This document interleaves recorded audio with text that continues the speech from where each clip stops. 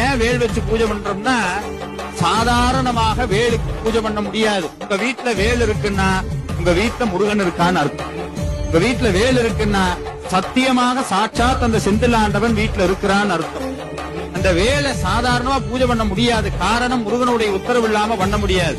சாமி சொன்னார் அருணகிரிநாதர், இந்த வேலுக்கு யாரெல்லாம் பூஜை பண்றா, சுரர்க்கும் முனிவரருக்கும் மகபதிக்கும் விதிதனுக்கும் அரிதனுக்கும் நரதமக்கும் உருமிடுக்கன் வினை சாடு. யாரெல்லாம் வாழ்க்கையில வினை கஷ்டம்னு வருதோ முதல்ல வேலை வச்சு பூஜை பண்ணுவாங்க. ஏன்னா வேல் நீங்க நினைக்கிற மாதிரி முருகன் மட்டும் கிடையாது, அது சாட்சாத் சிவஸ்வரூபம்.